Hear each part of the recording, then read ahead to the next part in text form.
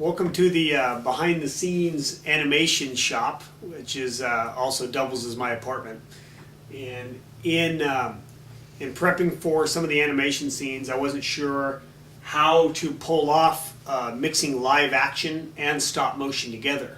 So what I actually did is I went to the 1933 version of King Kong and watched it, and I couldn't get over how do you do this? How do they do this? And it dawned on me, and through the special features, that they were using rear screen projection.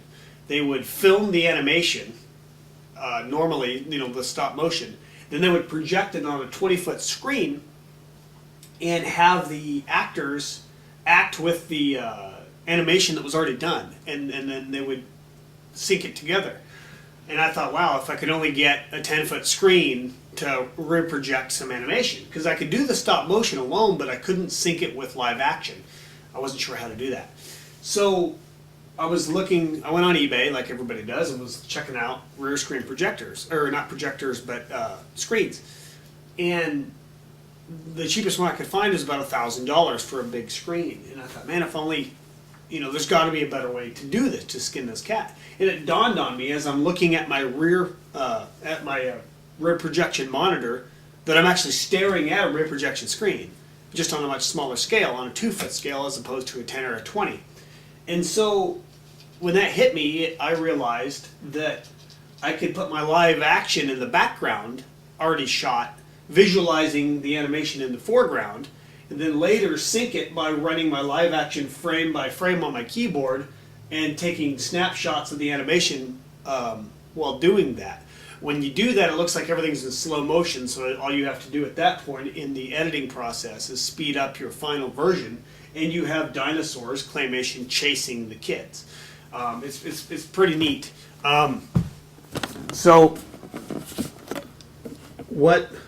There's Carmen, my trusty assistant in the animation process, and what she's going to do every time we need to take a photo, Carmen's going to poke that button and click. Every time that we do this, Carmen's going to take that photo and click it. I don't think it's on. Okay, now that we're on, now that we have the camera turned on, every time that we need to take a photo, Carmen's going to click the clicker, and it'll take a photograph of the. You can see we got the fake foreground, and then this is live action in the background. And as Carmen's taking the photographs, go ahead, Carms. You can see the kids actually running in the background.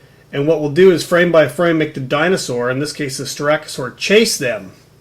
And you'll see the final result later. And it's going to be slow motion like that, so we just speed it up. And then that's how I get the dinosaur chasing the kids. And your shot actually comes through here, and we'll have to darken it. We got to get the lighting right. We did this yesterday, and the lighting was dark on the foreground, so it looked like a silhouette. I've always wanted to see the Styracosaur, or I always like to see, go ahead, four-legged animals rearing up on their hind legs. For some reason, I always thought that was cool. Go ahead. So in this case, I'm going to have, go ahead, I'm going to have the Styracosaur rearing up and attacking. Go ahead.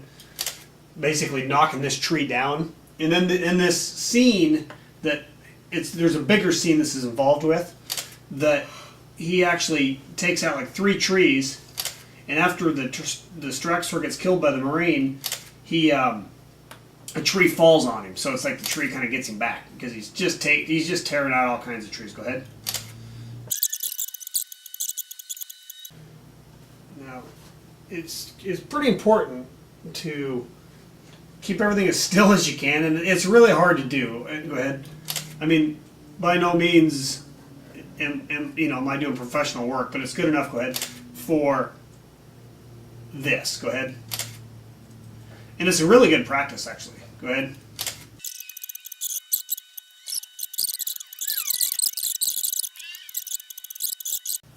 And in the film, the Styracosaur is angry, so go ahead.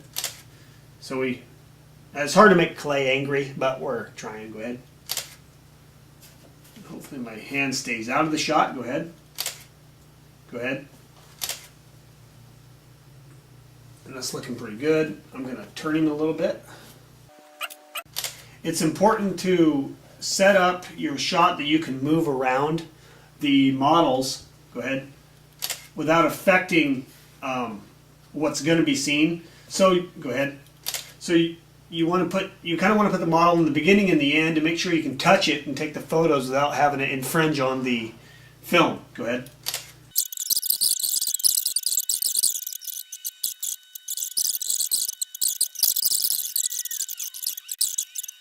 These guys aren't necessarily scientifically accurate. Go ahead. You should mention who made it. Okay, good idea. Go ahead. These models were made by my 11-year-old nephew Elijah, and go ahead. He's actually the official model maker for this movie, so he's done really, really well with it. And I've just been trying to animate with what he gives me. I'll tell him I need a Dimetrodon, or I need a Triceratops, or in this case a Styracosaur, and he goes and builds them and brings them to me, or I'll go get them. And he's like, "Hey, this is done," and he builds me stuff, and it's great, you know. And so the kids are heavily involved in this, more than just acting. You know, Elijah's the model builder, and he's done really, really well. Thank you. Go ahead. Thanks, Ron. Mm-hmm. Go ahead. Go ahead. Is he looking kind of dark in the frame? Well, the bad thing is it's Because I he's not noticed. taking the tree down because now we've got a problem where I've got the camera too centralized and he's moved off, and some of the action's going to happen after he's passed. So I'm actually at a point where I'm thinking about moving this camera to get it angled this way, and it's not going to have the kids, but it's just going to show him taking the tree down.